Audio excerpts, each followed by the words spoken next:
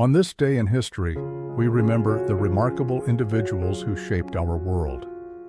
Welcome to Who Died Today in History, where we honor their legacies.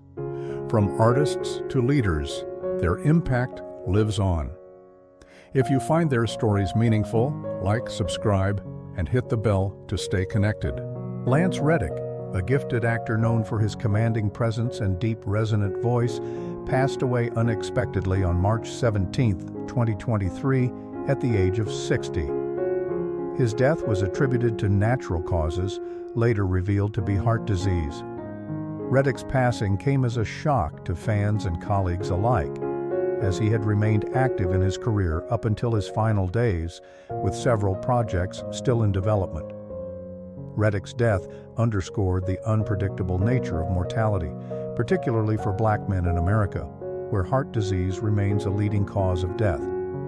Despite his disciplined lifestyle and fit physique, his passing served as a sobering reminder of the health challenges that can go unnoticed even among those who appear to be in peak condition. His sudden departure also reflected a broader trend in Hollywood, where beloved figures are often taken too soon, leaving behind unfinished legacies. The immediate aftermath of his passing was an outpouring of grief from fans and industry peers.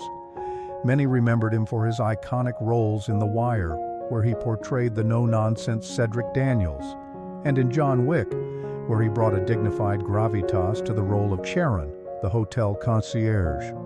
Tributes highlighted not only his immense talent but also his kindness, professionalism, and dedication to his craft. His death, occurring just before the release of John Wick, Chapter 4, lent an even greater emotional weight to his final performance, cementing his place as an unforgettable figure in modern cinema. Reddick's legacy continues to be honored through his work, ensuring his voice and presence remain a part of pop culture. His influence is felt not just in the roles he played, but in the respect he commanded, both on and off the screen. His passing serves as a reminder of the fleeting nature of life and the lasting impact an artist can leave behind. Through film, television, and the memories of those who admired him, Lance Reddick's spirit endures. Helen Hayes, often referred to as the First Lady of American theater, passed away on March 17, 1993, at the age of 92. Her death was attributed to congestive heart failure, a natural end to a life that had spanned nearly a century of theatrical and cinematic excellence. Hayes had retired from acting over a decade earlier, but her influence on the performing arts remained undeniable. Her passing marked the end of an era in American entertainment. Hayes had begun her career in silent films and early Broadway productions, navigating the immense shifts in performance styles, technological advancements, and cultural expectations.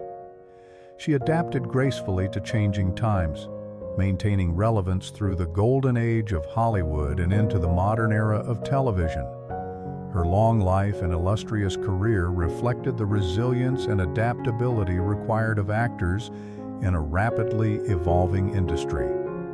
The immediate response to her death was one of deep admiration and reflection. Tributes poured in from the theater and film communities, celebrating her as one of the few to achieve the prestigious EGOT status, having won an Emmy, Grammy, Oscar, and Tony Award. Many recognized her as a trailblazer for women in the performing arts, proving that female performers could have enduring careers and commanding presences beyond youth and beauty. Hayes' legacy lives on through the institutions and awards named in her honor. The Helen Hayes Awards, established in 1983, continue to celebrate excellence in theater, ensuring that her name remains synonymous with artistic achievement. Her autobiography and numerous recordings preserve her wisdom and voice for future generations of performers. Her death serves as a reminder of how art immortalizes its greatest contributors. While mortality is inevitable, figures like Helen Hayes live on through the works they leave behind. Her contributions to storytelling, her advocacy for the arts, and her indelible mark on American culture ensure that she remains a guiding inspiration for those who follow in her footsteps. Loren Scott, a celebrated fashion designer, model, and stylist, died by suicide on March 17, 2014, at the age of 49. She was found in her Manhattan apartment, having taken her own life in a moment that sent shockwaves through both the fashion and entertainment industries. Her death, while deeply personal, also reflected the immense pressures of the fashion world, an industry known for its high demands, financial instability, and the toll it can take on mental health. Reports suggested that Scott had been struggling with business-related challenges, with her fashion label facing financial difficulties despite its critical acclaim and high-profile clientele. The immediate aftermath of her passing was filled with grief and reflection. Scott had been in a long-term relationship with Mick Jagger, and her death profoundly affected him, prompting an outpouring of support from fans and celebrities alike. Her absence left a void in the fashion industry, where she had built a reputation for elegance, craftsmanship, and a unique sense of style that blended classic Hollywood glamour with modern sophistication. Scott's passing also reignited conversations about mental health, particularly among those in high-pressure creative industries. The contrast between outward success and inner struggle highlighted the unseen battles that many artists and designers face. It served as a reminder that financial success and public admiration do not always equate to personal fulfillment or emotional well-being. Her legacy continues through her work, with many of her designs still admired and worn. The Loren Scott brand, though no longer active, remains a symbol of her artistic vision. Additionally, Mick Jagger honored her memory by establishing a scholarship in her name at London's Central St. Martin's, ensuring that aspiring designers have opportunities to pursue their craft. Scott's death is a sobering reminder of the fragility of life and the importance of mental health awareness. While she is immortalized through her contributions to fashion and her influence on celebrity style, her story also serves as a poignant reflection on the pressures of success and the importance of support systems in high-stakes industries. Merritt Butrick, best known for his roles as David Marcus in the Star Trek films and as Johnny Slash on Square Pegs, passed away on March 17, 1989, at the age of 29 due to complications from AIDS. His death was a reflection of the devastating impact of the AIDS crisis in the 1980s, a time when misinformation, stigma, and fear surrounded the disease. The epidemic disproportionately affected the LGBTQ+ community and those in the entertainment industry, leading to a tragic loss of many young, talented individuals. Butrick's passing was a quiet one. Unlike the larger-than-life personas he often portrayed on screen, the immediate consequences of his death were felt deeply within the entertainment world, particularly among Star Trek fans who had seen him play the son of Captain Kirk in Star Trek II, The Wrath of Khan, and Star Trek III, The Search for Spock. His character's death in the latter film had already left an emotional mark on audiences, making his real-life passing even more poignant. His death, like those of many young actors who succumbed to AIDS-related complications, underscored the urgent need for awareness, medical advancements, and compassion in addressing the epidemic. It also fueled discussions about Hollywood's responsibility in supporting actors affected by the crisis. While he was not as widely recognized as some of his contemporaries, his legacy persists in the form of his work, which remains beloved by fans. The memory of Butrick, like many artists lost too soon, is kept alive through the enduring popularity of his performances. His role in Star Trek ensures that new generations of fans continue to discover him, and his untimely death serves as a reminder of a dark chapter in history that should never be forgotten. The way he is remembered, through film, television, and the continued fight against the stigma of AIDS, illustrates the power of storytelling and commemoration in preserving the impact of those we have lost. Steve Harley, the charismatic frontman of Cockney Rebel, passed away on March 17, 2024 at the age of 73 after a battle with cancer. His death marked the end of a significant chapter in British rock history, as Harley had been a vibrant figure in the music scene since the early 1970s. With his distinct voice and poetic songwriting, he left an indelible mark on the industry, particularly through his timeless hit, "Make Me Smile, Come Up and See Me." Harley's passing reflected the challenges of his era, particularly the ongoing battle against cancer. Despite medical advancements, the disease remains one of the leading causes of death worldwide, affecting people from all walks of life, including beloved public figures. His openness about his diagnosis in late 2023 was a testament to the increasing transparency around illness, encouraging conversations about health and resilience. The immediate consequences of his death were deeply felt within the music community. Tributes poured in from fans and fellow musicians alike, celebrating his legacy and influence. His music experienced a renewed interest, with his most iconic songs being rediscovered by both longtime admirers and a younger audience. As with many artists, his passing amplified his legend, solidifying his place in rock history. Harley's death reminds us of the way mortality shapes legacies. While life is fleeting, art endures, allowing figures like Harley to live on through their creative contributions. His music continues to inspire, his lyrics still resonate, and his presence remains strong in the memories of those who followed his career.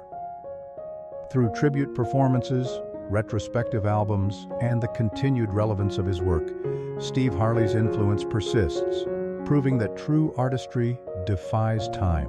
Fred Allen, one of the most influential radio comedians of the early 20th century, passed away on March 17, 1956, at the age of 61.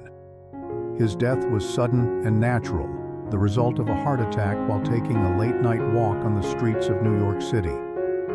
His passing marked the end of an era when radio was the dominant form of entertainment, and his sharp wit and satirical style had made him a household name. Allen's death reflected the transitional period of the 1950s, as television was rapidly replacing radio as the primary medium for entertainment. While he had attempted to adapt to the new format, his talents were best suited to the spoken word, and he found limited success on television. His passing symbolized the fading influence of radio's golden age, as many of its biggest stars struggled to maintain relevance in an evolving entertainment landscape. The immediate consequences of his death were felt deeply within the comedy world. He had been a mentor and inspiration to many comedians who would later find success on television, including Jack Benny, who deeply mourned his loss. Allen's wit and keen social commentary had helped shape modern comedic sensibilities, and his influence could still be felt in the satirical humor of future generations. Despite the shift away from radio, Allen's legend endured. His sharp humor, often targeting hypocrisy in politics, advertising, and celebrity culture, remained relevant long after his time. His autobiography, Treadmill to Oblivion, captured his reflections on the entertainment industry and preserved his legacy. Fred Allen's death reminds us of the fleeting nature of fame, but also of the lasting power of great artistry. Though the medium in which he thrived faded from prominence, his comedic style influenced countless performers who followed. Through recordings, literature, and the continued appreciation of classic radio broadcasts, Allen remains an enduring figure in the history of American comedy. Michael Gough, the distinguished British actor best known for his portrayal of Alfred Pennyworth in the Batman films of the late 20th century, passed away on March 17, 2011, at the age of 94. His death was due to natural causes, marking the quiet conclusion of a career that spanned over 6 decades. Gough's passing reflected the inevitable shift in the entertainment industry, where actors of the classical stage and early cinematic eras were slowly giving way to new generations and digital advancements in filmmaking. Gough had built a reputation not only as a character actor in major films, but also as a stalwart of British theater and television. While modern audiences largely associate him with the Batman franchise, his body of work included appearances in Hammer horror films, Shakespearean performances, and collaborations with directors like Tim Burton. His death symbolized the waning presence of a generation of actors who had thrived in an industry defined by practical effects, character-driven storytelling, and a deep-rooted connection to theatrical traditions. The immediate consequences of his passing were felt most deeply by fans of the Batman series and those who admired his contributions to cinema. Many tributes poured in, recognizing his ability to bring warmth and gravitas to even the smallest roles. His portrayal of Alfred, in particular, remained one of the most beloved aspects of the Tim Burton and Joel Schumacher Batman films, setting a standard for the character that future portrayals would strive to match. In death, Gough's legend grew, not as a leading man, but as a quintessential supporting actor whose presence elevated every project he was involved in. His voice and likeness continued to appear in films even after his passing, including Alice in Wonderland 2010, demonstrating how technology allows performers to be immortalized in ways that previous generations never experienced. Gough's passing reminds us of the enduring nature of great performances and how memory sustains an actor's legacy long after they leave the stage.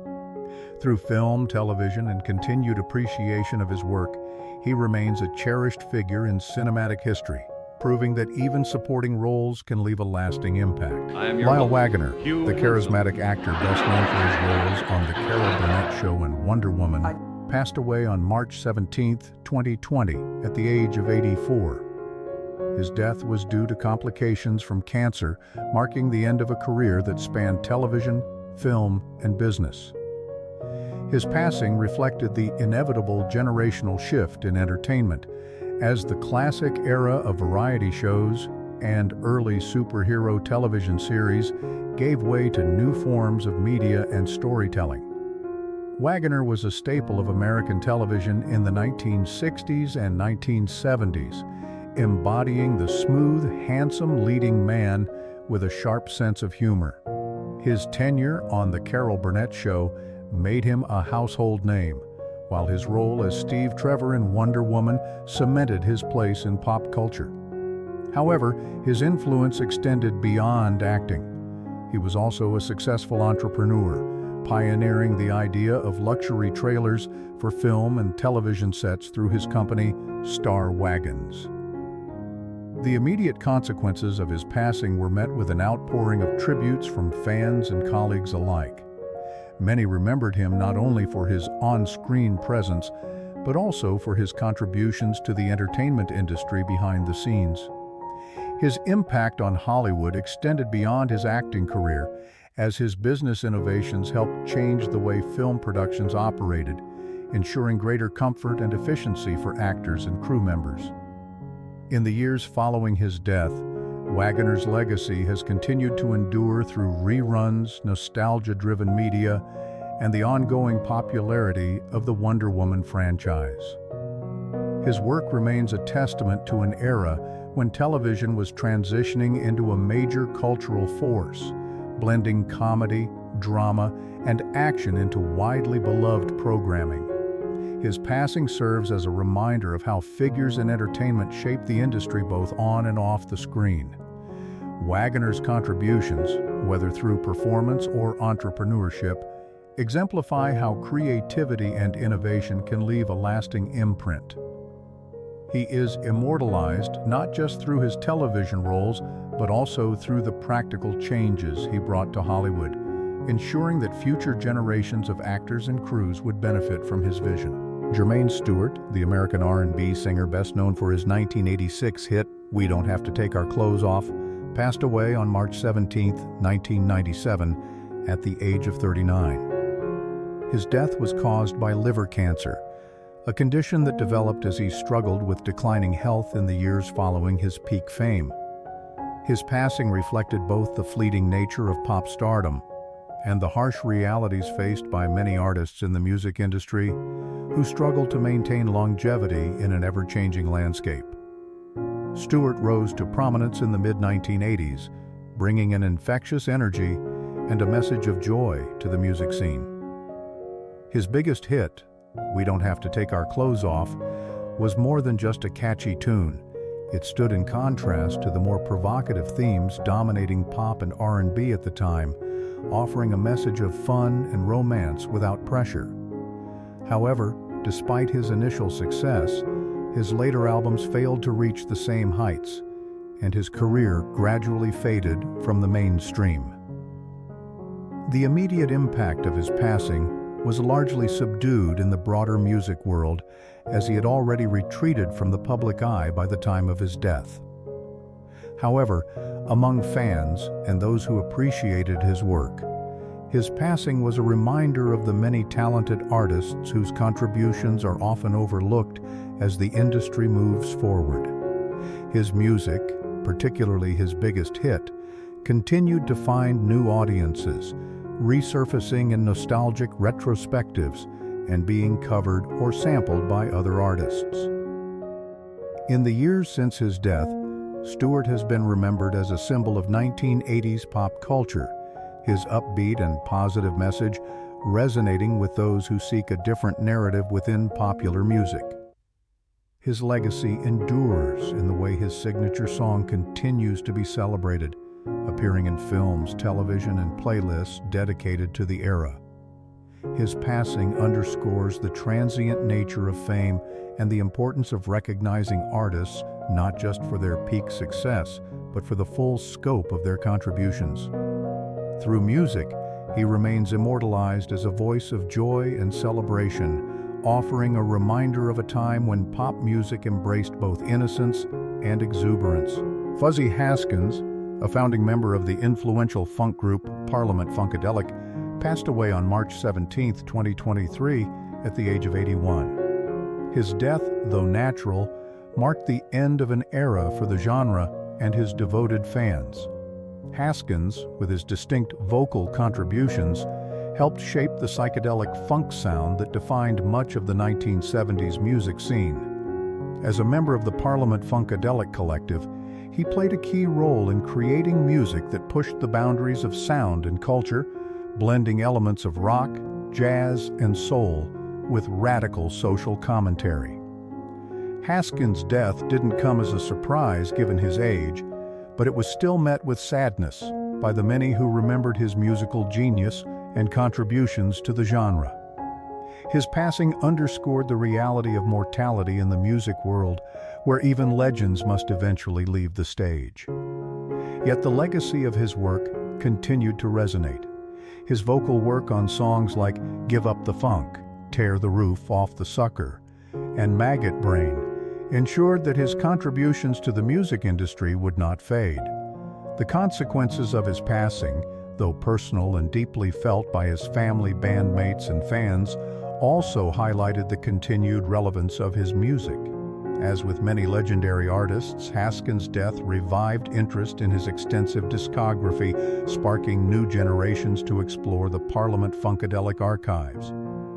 The passing of figures like Haskins brings to light humanity's unique relationship with death. We do not simply mourn their loss, but often celebrate their legacy through music, art, and stories that immortalize their contributions. As time goes on, Haskins' influence on the funk genre and his role in pioneering a sound that influenced generations of musicians will undoubtedly be remembered and honored in the annals of music history.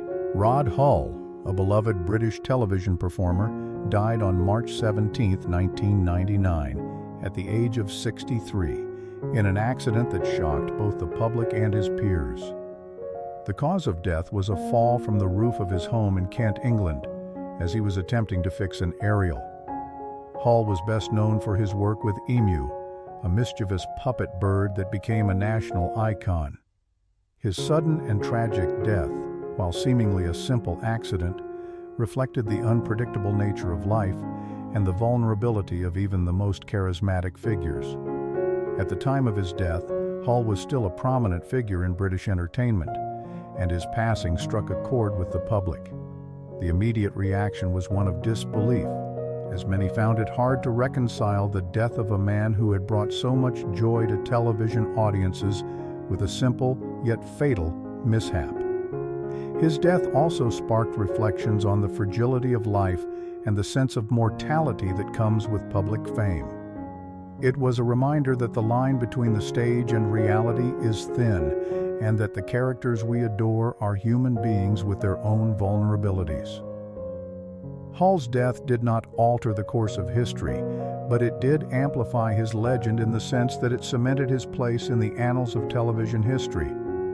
The tragic nature of his passing, combined with the affection people had for him and Emu, ensured that his memory would endure. The way we remember figures like Rod Hull through their work and legacy reveals humanity's complex relationship with mortality. We immortalize them through reruns, tribute acts, and fond recollections, ensuring that their contributions continue to bring joy long after they are gone. Hall's death highlighted not just the fleeting nature of life, but the lasting impact of laughter and entertainment. Ibn Khaldūn, the renowned 14th century Arab scholar, passed away in 1406 in Cairo, Egypt, likely due to natural causes, although the details of his death remain unclear. His passing occurred during a period of political and social instability in the Mamluk Sultanate, where he had spent much of his life as both a scholar and a statesman. Known for his groundbreaking work in sociology, historiography, and economics, particularly in his seminal work Muqaddimah, Ibn Khaldun's death was relatively quiet, but its consequences were profound. At the time, his contributions had begun to shift intellectual currents in the Islamic world, yet his ideas were not fully recognized during his lifetime. His death marked the loss of one of the greatest minds of his era, but it also symbolized the erosion of intellectual and cultural vitality within the Mamluk Sultanate, which was facing internal turmoil. While Ibn Khaldun's death did not immediately shift the course of history, it set the stage for future generations to rediscover his insights, which would later influence the fields of historiography and social sciences in the West. In the centuries following his death, his ideas gained widespread recognition, amplifying his legacy as a precursor to modern sociology. His theory of the rise and fall of civilizations, emphasizing the role of social cohesion, asabiyya, became a lens through which scholars would come to understand the dynamics of empires and states.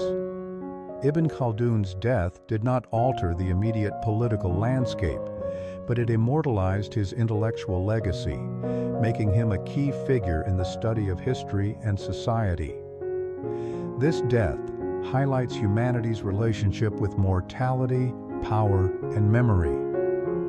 While individuals like Ibn Khaldun may fade from public attention in their own time, their contributions to knowledge can transcend death, immortalized in the annals of intellectual history. Through written works and later commemoration, we continue to honor figures whose ideas shape our understanding of the world long after they have passed.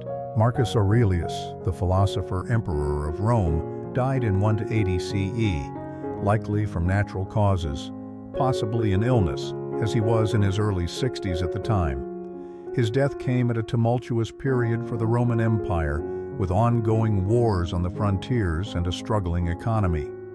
Aurelius, renowned for his Stoic philosophy and his commitment to the welfare of his people, passed away while leading the Roman army against Germanic tribes along the Danube River. His death marked the end of a long reign, one that was defined by both military struggle and philosophical reflection. The immediate consequences of Marcus Aurelius's passing were significant. His death marked the end of the Five Good Emperors period, a time considered a golden age of Roman governance, marked by competent, benevolent leadership.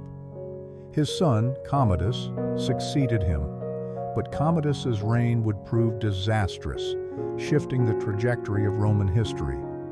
The empire soon entered a period of instability, with increased political corruption and military challenges, which many later historians attributed to the ineffective leadership that followed Aurelius's death.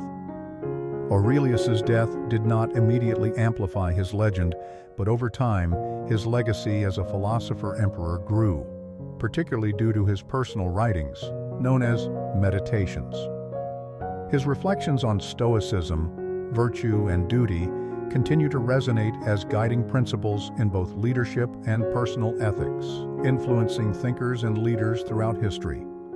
His philosophical legacy, immortalized in this work, became central to how we remember him, not as just an emperor, but as a thinker who sought wisdom amid the pressures of rule. The death of Marcus Aurelius reveals much about humanity's relationship with mortality, power, and memory. His death, occurring after a lifetime of grappling with the burdens of leadership, shows how even the wisest rulers are subject to the inevitable forces of time. Yet, his written words ensure his memory endures, reminding us that true immortality often lies not in the physical realm, but in the enduring impact of one's ideas.